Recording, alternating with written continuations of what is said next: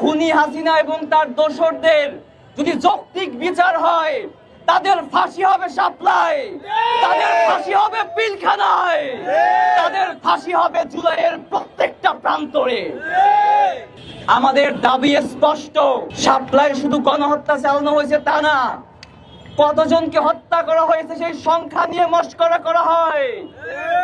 আজকে 2026 সালে এসেও যখন ফেসবুকে আমরা এখনো দেখতে পাই শাপলায় গণহত্যার সংখ্যা নিয়ে মশকারি করা হচ্ছে, জুলাইয়ের বাংলায়, শাপলার বাংলায়, পিলখানার বাংলায় এই মশকারির সুযোগ আর দেওয়া হবে না।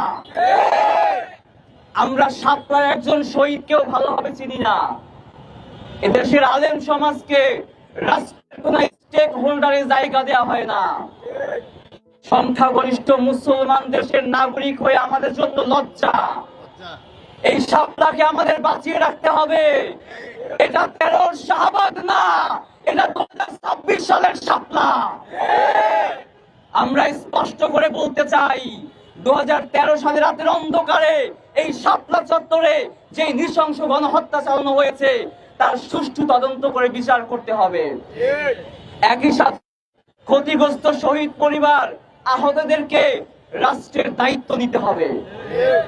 আমরা শাপলার সেই ইতিহাস সবার কাছে তুলে ধরতে চাই।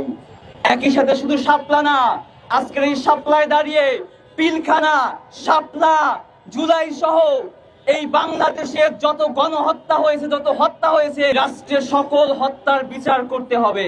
সর্বশেষ আমাদের রাহবার শহীদ ওসমান হাদী হত্যার বিচার চাই। বাংলাদেশের নির্বাচিত সরকারের প্রতি আহ্বান জানাই, সকল গণহত্যার বিচার নিশ্চিত করেন। বিচার নিয়ে তালবাহানা রাষ্ট্রের নাগরিকরা আর মেনে নিবে না। নারায়ে তাকবীর, আল্লাহু আকবার। বিচার বিচার বিচার চাই, শাপলা হত্যার বিচার চাই।